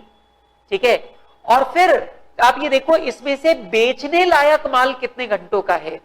ठीक है, that will show your quality ratio या प्रोडक्टिविटी रेशियो, और तीनों को मल्टीप्लाई कर दोगे तो आपको मिल जाएगा ओवरऑल इक्विपमेंट इफेक्टिव रेशियो। ठीक है, चलो एक काम करते हैं, अपन इसके ऊपर सवाल करते हैं। बेटा अब तक इस टॉपिक पर टोटल 3 क्वेश्चन आपके पास उपलब्ध हैं। ठीक है, जिसमें से 2 आपके एग्जाम में आए हुए हैं। ठीक है, तो आप लोग इन सवालों को बिल्कुल ध्यान से देखो, और देखो अगर आपके अटेम्प्ट में ये क्वेश्चन आए तो कितने इजीली आपको नंबर मिल सकते हैं। ठीक है, पहले वाले क्वेश्चन के ऊपर डबल स्टार लगा लेना, ये सबसे अच्छा क्वेश्चन है। चलो, Gold Coast company limited manufacture spare parts, it works in 2 shifts, ये बात अंडरलाइन कर लेना। It works in 2 shifts of 8 hours for 6 days in a week, एक हफ्ते में 8 घंटे की 2-2 शिफ्टों में काम होता है। लंच ब्रेक 45 मिनट्स है, अदर मिसलेनियस ब्रेक 25 मिनट्स है। यहां पर यह नहीं लिखा कि ये लंच ब्रेक और अदर ब्रेक पूरे हफ्ते का है या एक दिन का है, तो मैं मान लेता हूं ये एक दिन का है। क्लियर नहीं है, पर मैं मान के चलता हूं 45 मिनट का लंच ब्रेक 6 दिन का तो नहीं हो सकता, तो मैंने मान लिया कि ये एक दिन का है। The following details are collected for the last 4 weeks by TPM team for one of their important equipment. ये बोल रहा है कि ये डिटेल पिछले 4 हफ्तों की इकट्ठी की गई है टीपीएम टीम के द्वारा किसी स्पेशल इक्विपमेंट के लिए।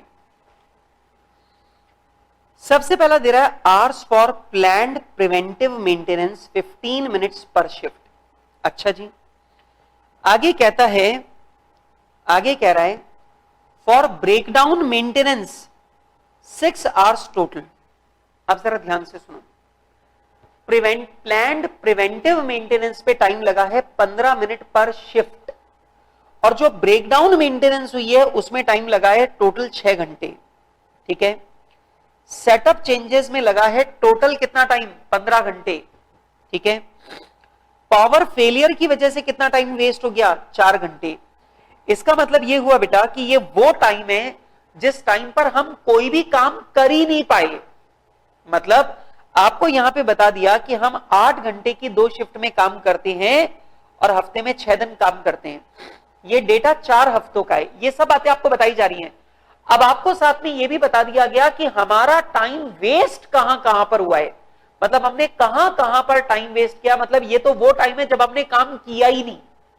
तो अवेलेबल टाइम और वर्कड टाइम, इससे अपने को पता चलेगा अवेलेबिलिटी रेशो कि मतलब रियल में अपने पास अवेलेबल आवर्स कितने थे। ठीक है, नंबर 2, स्टैंडर्ड साइकिल टाइम पर पीस 3 मिनट का। यह बोलता है कि हमारा जो स्टैंडर्ड टाइम लगता है 1 यूनिट बनाने में वो 3 मिनट का लगता है। सवाल कह रहा है नंबर ऑफ पार्ट्स प्रोड्यूस्ड पर शिफ्ट। बेटा हर शिफ्ट में हमने 120 यूनिट बनाए हैं, हर शिफ्ट में हमने 120 यूनिट बनाए हैं। पार्ट्स एक्सेप्टेड पर शिफ्ट, लेकिन उसमें से बेचने लायक पार्ट्स बने सिर्फ 115। मतलब टोटल यूनिट हमने बनाए कितने, 120, बेचने लायक कितने बनाए, 115। ठीक है, इसका मतलब ये जो 5 यूनिट हर शिफ्ट में खराब हो रहे हैं ये सेलेबल नहीं है, ये क्वालिटी रेशियो देगा।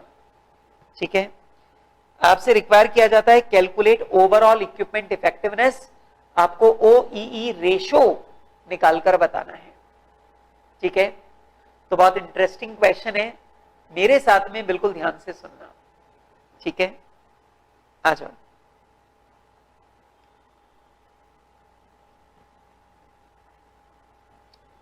आप लिखना शुरू करें क्वेश्चन नंबर 1। सबसे पहला आप निकाल दीजिए पॉइंट नंबर ए।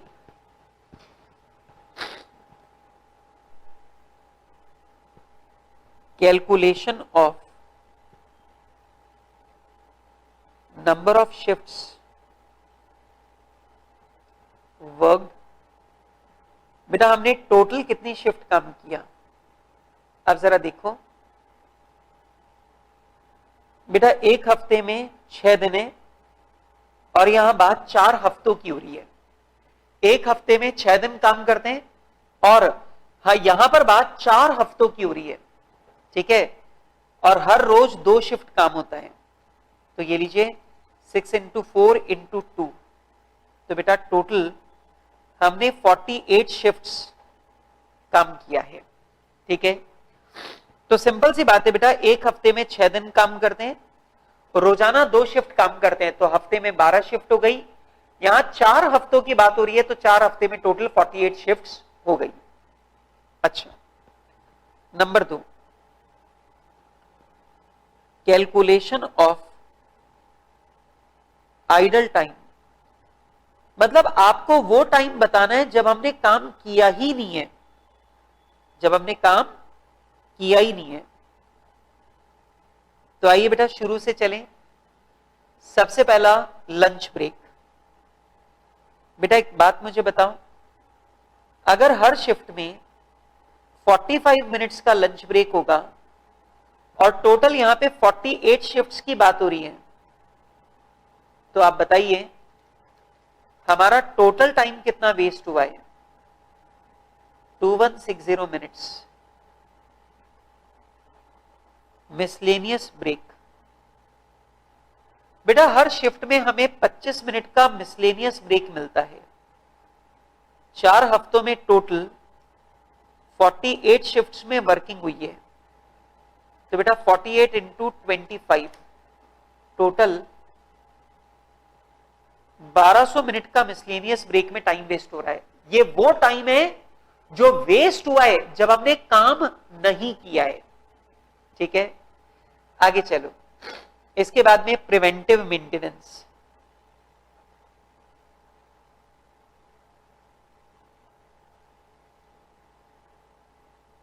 Preventive maintenance. बेटा हर शिफ्ट में 15 मिनट की प्रिवेंटिव मेंटेनेंस हुई है। अब आप मुझे बताइए, हर शिफ्ट में अगर 15 मिनट की प्रिवेंटिव मेंटेनेंस हुई है, तो प्रिवेंटिव मेंटेनेंस में हमारा टाइम कितना लगा? 720 मिनट्स, ठीक है? इसके बाद में बेटा अपने को ब्रेकडाउन मेंटेनेंस भी करनी पड़ी। तो बेटा जी ब्रेकडाउन मेंटेनेंस जो है वो भी अपने को करनी पड़ी, और ब्रेकडाउन मेंटेनेंस पे लगे टोटल 6 घंटे। टोटल टाइम दे रखा है 6 घंटे, तो मिनट्स में बोले तो 360 मिनट्स, ठीक है? Setup changes. बेटा सेटअप चेंजेस में टाइम लगा टोटल 15 घंटे। अगर मिनट्स में बदल दें तो सेटअप में हमारा टाइम वेस्ट हुआ है टोटल 900 मिनट। अच्छा, पावर फेलियर। बेटा पावर फेलियर में 4 घंटे का टाइम वेस्ट हुआ है, तो 60 मिनट के हिसाब से देखें तो 240 मिनट्स का जो टाइम है वो हमारा पावर फेलियर की वजह से वेस्ट हो गया। तो भैया कुल मिलाकर आप देखो हमारा टाइम वेस्ट कितना हुआ? 2160 plus 1200 plus 720 plus 360 plus 900 plus 240।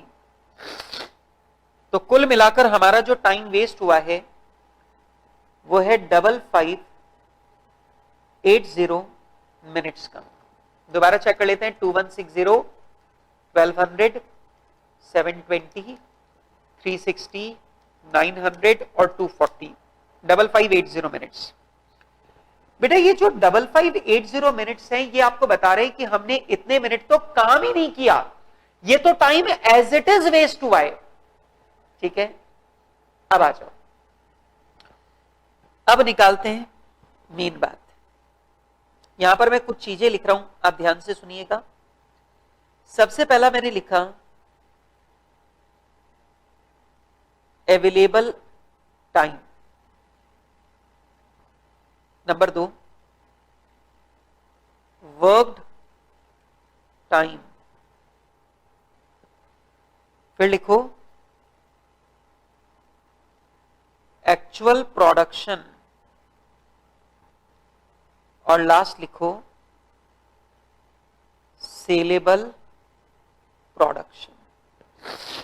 Saleable production, बिल्कुल केयरफुली एक एक बात को सुनना है।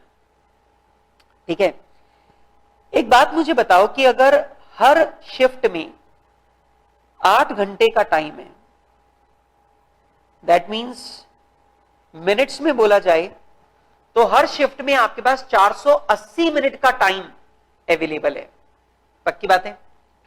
अच्छा ये बताओ, और आप पूरे 4 हफ्तों में 48 शिफ्ट काम करने वाले हो, दैट सिंपली मींस कि आपके पास में जो टाइम होने वाला है पूरी 48 शिफ्टों में, वो आपके पास है 23040 मिनट्स का। ठीक है, तो आप यहां पे देखो बेटा, 8 घंटे एक शिफ्ट में काम करने के हैं, हर शिफ्ट में हर घंटे में 60 मिनट काम हो सकता है, और ऐसे 48 शिफ्टें आपने काम किया है। मतलब आपके पास काम करने के लिए जो टाइम था वो 23040 मिनट्स का अवेलेबल था। लेकिन सोचो, इस 23040 मिनट्स में से आपने 5580 मिनट्स वेस्ट कर दिए। मतलब 5580 मिनट्स तो ऐसे हैं जब आपने काम किया ही नहीं है।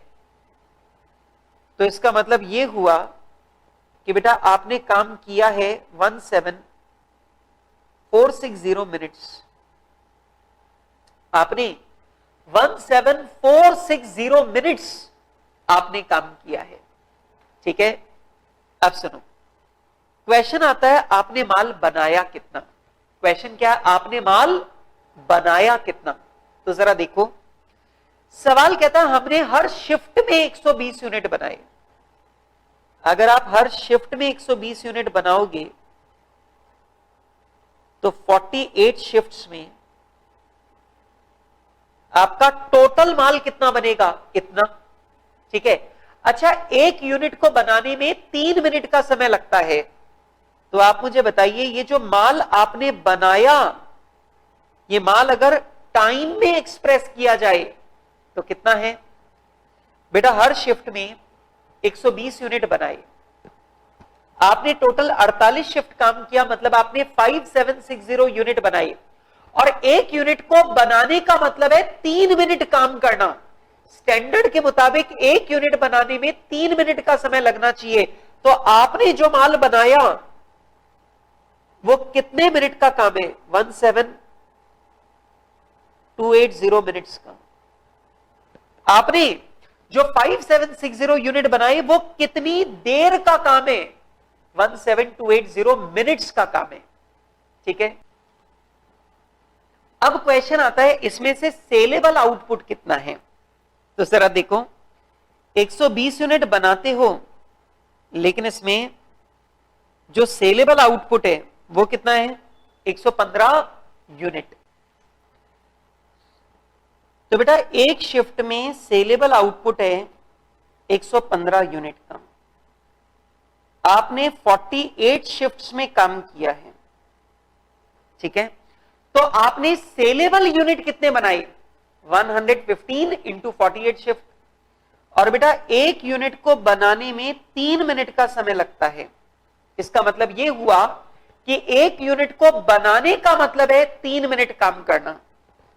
तो बताइए 115 यूनिट इंटू 48 इंटू 3, तो बेटा आपके पास जो गुड यूनिट प्रोड्यूस हुए वो 16560 मिनट्स के हैं।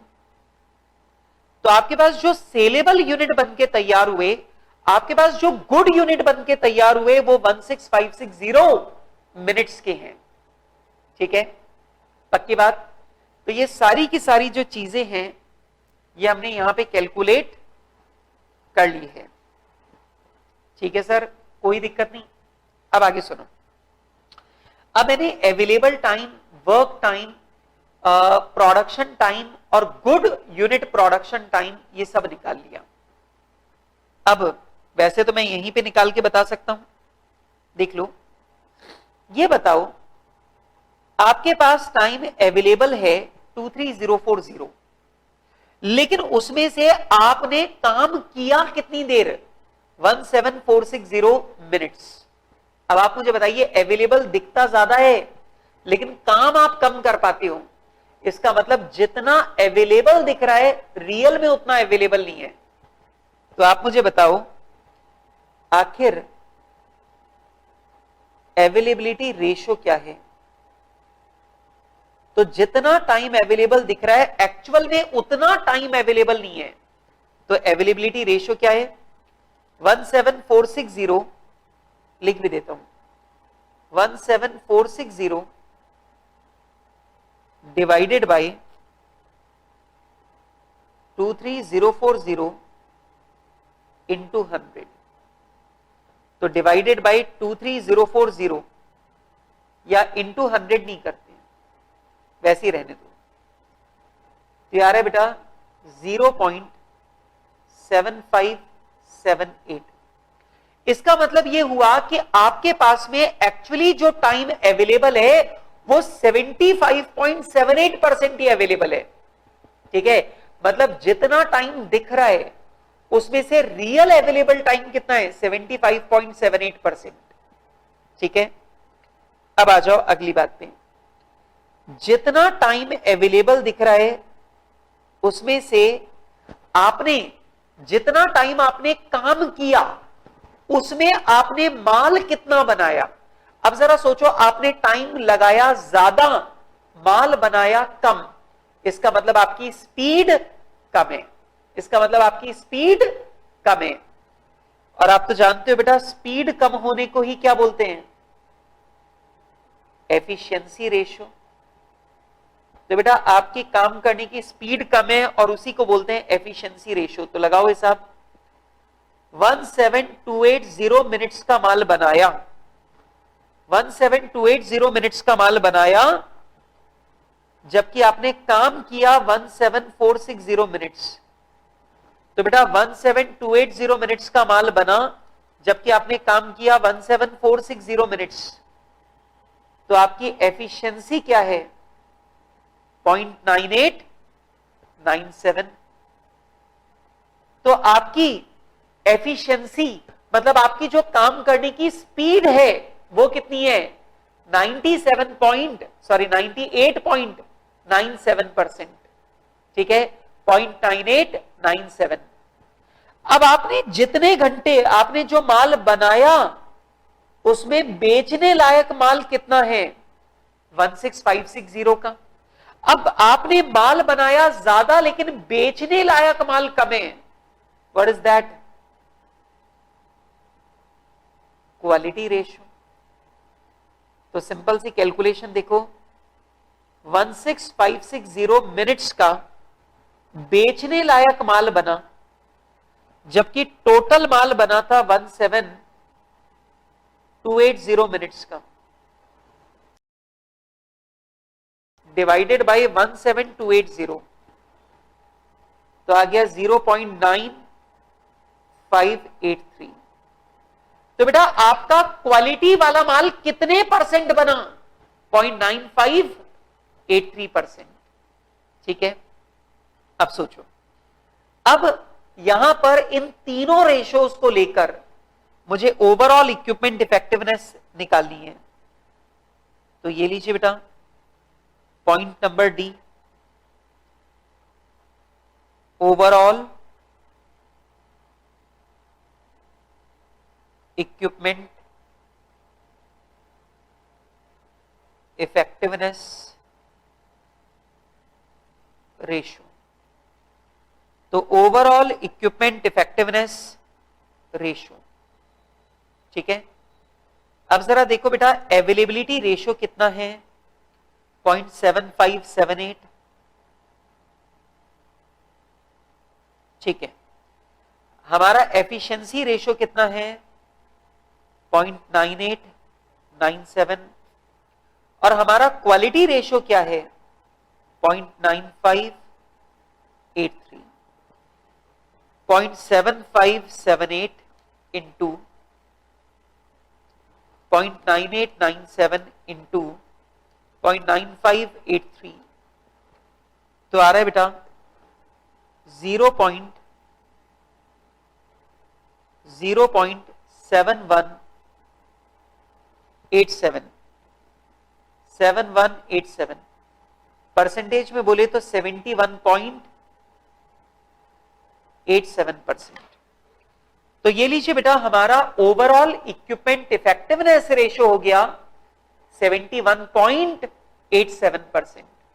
अब यार सिंपल सी बात समझो, आपके पास जो टाइम अवेलेबल है उसमें से कुछ आपने वेस्ट कर दिया तो आपने काम किया ही कम, जो आपने काम किया उसमें आपकी स्पीड कम थी तो माल बना ही कम, और जो माल बना उसमें से भी थोड़ा माल खराब बन गया तो बेचने लायक माल बना और भी कम।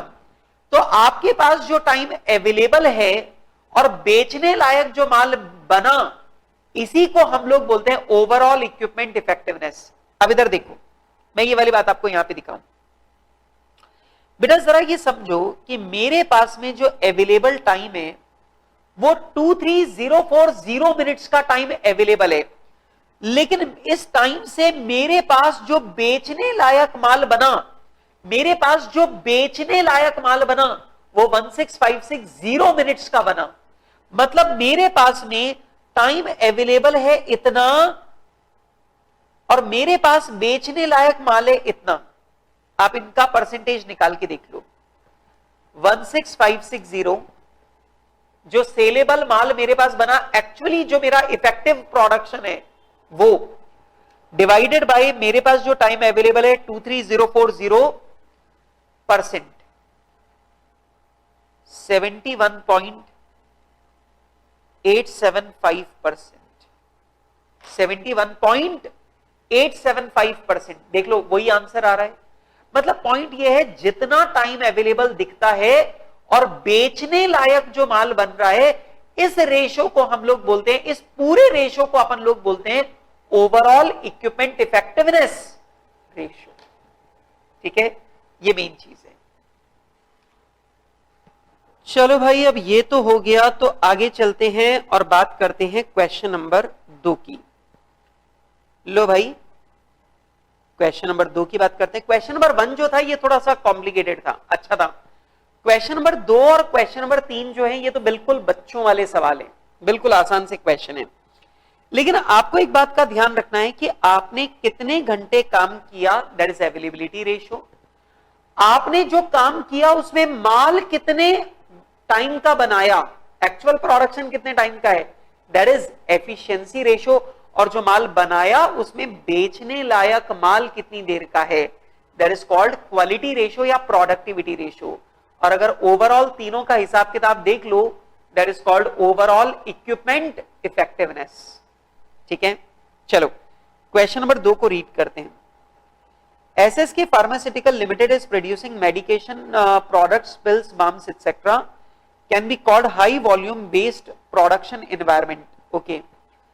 There are several different automated production machines located in the plant through which production of machine is accomplished and fulfilled the demand.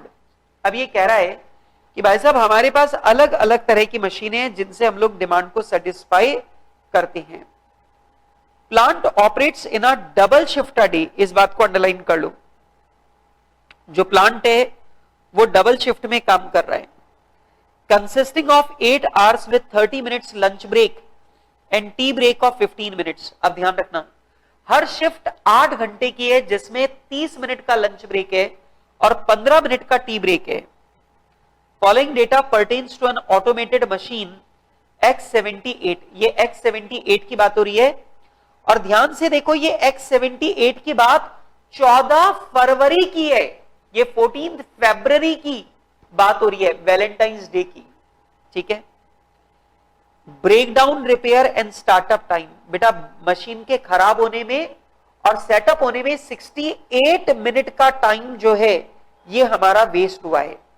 इसका मतलब ये हुआ 68 मिनट तो हमने काम किया ही नहीं है, ठीक है। स्टैंडर्ड साइकिल टाइम, बेटा एक टैबलेट बनाने में 2.5 मिनट का टाइम लगता है स्टैंडर्ड के मुताबिक।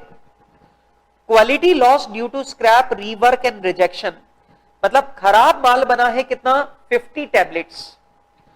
टोटल क्वांटिटी प्रोड्यूस्ड कितनी है, 280 टैबलेट्स, मतलब टोटल क्वांटिटी प्रोड्यूस्ड है 280 टैबलेट्स, लेकिन उसमें से 50 टैबलेट खराब है, तो सेलेबल आउटपुट कितना है, 230 टैबलेट्स, ठीक है। आपको ओवरऑल इक्विपमेंट इफेक्टिवनेस रेशो निकाल के बताना है, ठीक है। डन, चलो भाई अभी निकाल देते हैं। सबसे पहला यहां पर ध्यान रखना, इस सवाल में एक ही दिन की बात हो रही है, ठीक है। Point number A, calculation of time wasted. Total time हमने वेस्ट कितना किया। सबसे पहला देखो लंच ब्रेक,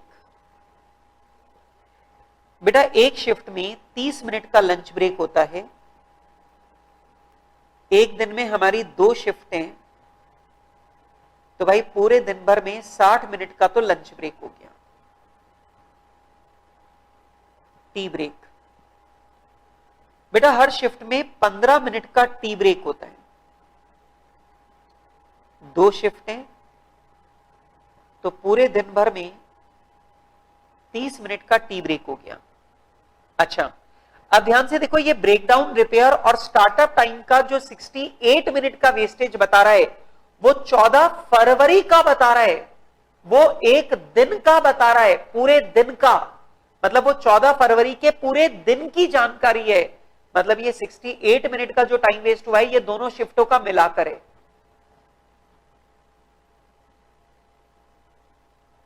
ब्रेकडाउन,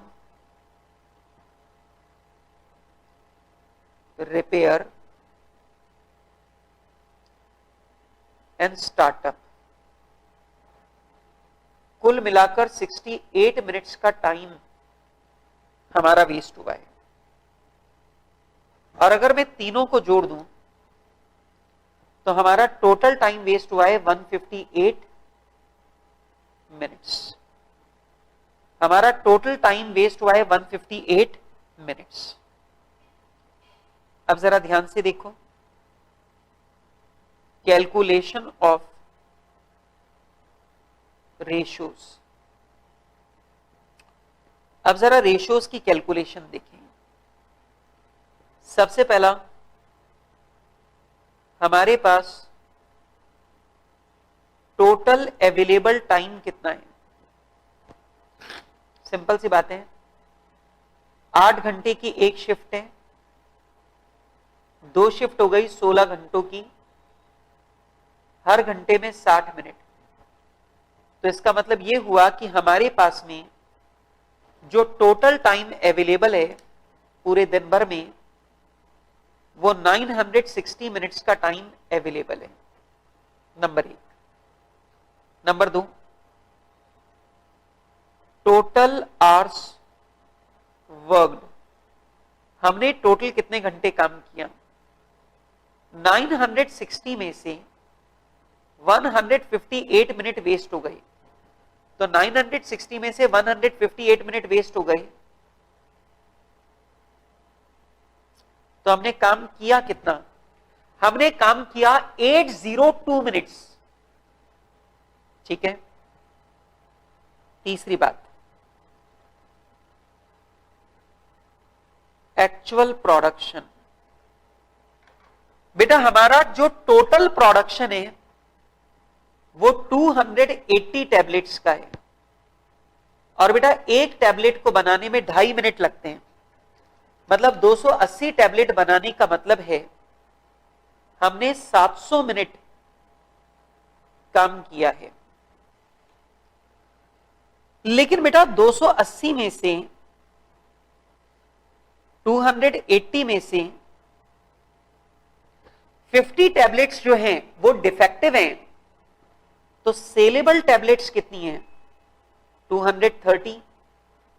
बेटा एक टैबलेट को बनाने में 2.5 मिनट का टाइम लगना चाहिए, तो 230 टैबलेट बनाने का मतलब हमने 575 मिनट्स के बराबर काम किया है।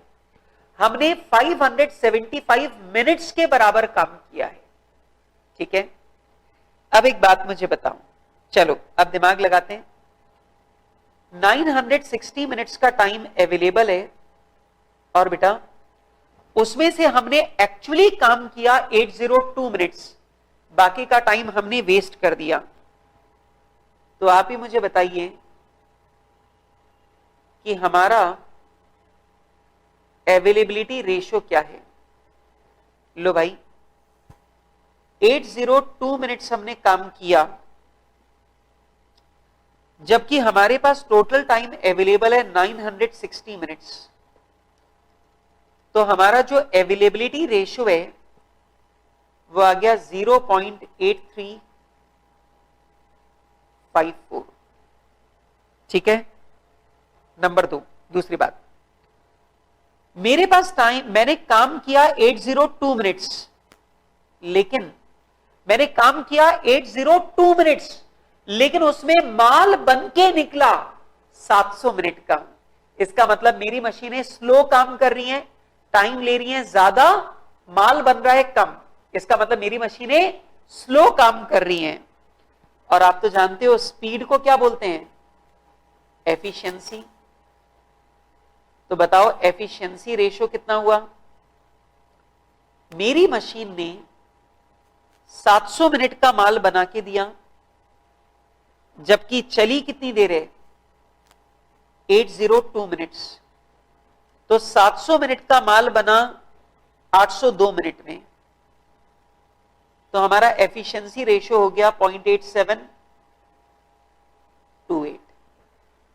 ठीक है, ओके। देन आगे देखें। अब हमने माल बनाया 700 मिनट्स का, लेकिन बेटा इसमें से बेचने लायक माल जो है वो कितना है? 575 मिनट्स का।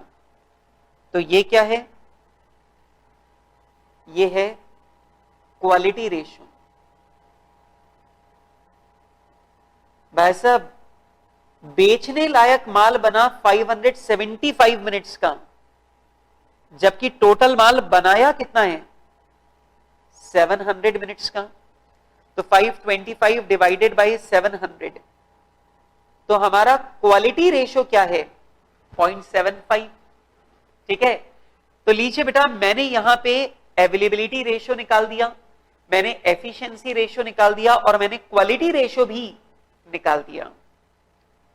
अब मुझे यहां पे निकालना है ओवरऑल इक्विपमेंट इफेक्टिवनेस। तो मुझे ओवरऑल इक्विपमेंट इफेक्टिवनेस जो है वो कैलकुलेट करनी है। अब सिंपल सी बात है, हमारा अवेलेबिलिटी रेशियो है 0.8354, हमारा एफिशिएंसी रेशियो है 0.8728 और क्वालिटी रेशियो है 0.75। तीनों को मल्टीप्लाई कर दूं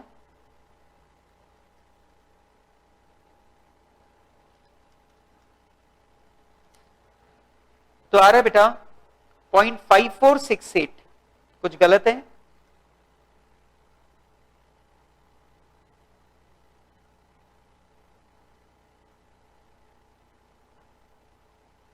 हाँ जी, 0.8354 इंटू 0.8728 इंटू 0.75, 0.5468 आ रहा है, पर आंसर कुछ अलग है। चेक करते हैं।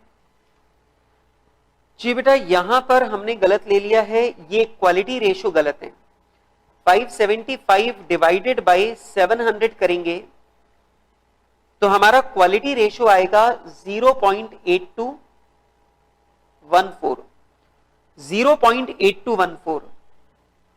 ये लीजिए यहां पर आ जाएगा 0.8214, तो 0.8354 इंटू 0.8728 इंटू 0.8214, 8214, और ये आ जाएगा बेटा हमारे पास 0.5989, परसेंटेज में बोले तो 59.89%। तो अगर परसेंटेज में बोले तो ये आ रहा है 59.89%। काम खत्म, ठीक है। अच्छा, वैसे आप लोग जानते हो अपन डायरेक्टली निकाल सकते हैं। बेटा मेरे पास में जो बेचने लायक माल बना वो 575 मिनट्स का बना, मतलब मुझे बेचने लायक माल 575 मिनट्स का मिला है, ठीक है। जबकि मेरे पास अवेलेबल टाइम कितना था, 960 मिनट्स। तो आप मुझे बताइए मेरे पास मेरे को इफेक्टिव प्रोडक्शन बेचने लायक माल 575 मिनट्स का मिला, तो आप मुझे बताइए ओवरऑल इक्विपमेंट इफेक्टिवनेस कितनी आ गई, 59.89%। लो भाई, तो ओवरऑल इक्विपमेंट इफेक्टिवनेस डायरेक्टली भी निकल सकती है कि टोटल टाइम अवेलेबल है 960 घंटे मिनट का, दिखता तो ये है, लेकिन इफेक्टिवली अपने पास टाइम अवेलेबल कितना है, 575।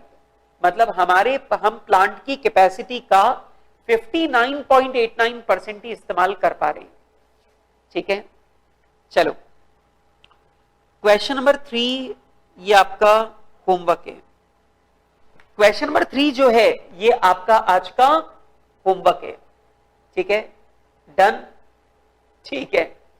अब वैसे तो मेरे पास में अब अगला चैप्टर मुझे शुरू करना है, total quality management chapter number 9 मुझे करना है, लेकिन मुझे इधर दिखाई दे रहा है कि हमारी क्लास का जो टाइम है वो लगभग फिनिश हो गया है, और क्लास का टाइम लगभग फिनिश हो गया है। तो आज मैं अपनी बात को यहीं पे रोक लेता हूं, और आगे की बात मैं तुम्हारे साथ में करूंगा कल की क्लास में। तो मैं आज की बात को यहीं पर रोक रहा हूं। आज मुझे लगता है कि हमने थियरी में आज थोड़ा कम कवर किया है, बट चलेगा, कल की क्लास में हम थोड़ा ज्यादा कवर कर लेंगे। तो आज की क्लास में इतनी ही बात, आगे की बात करेंगे कल की क्लास में। मिलते हैं कल। कल हम लोग पढ़ेंगे टोटल क्वालिटी मैनेजमेंट और उसके आगे के टॉपिक्स, ठीक है। तो कल की क्लास इंपॉर्टेंट है, और जो तीसरा सवाल होमवर्क दिया है करना भूलना मत।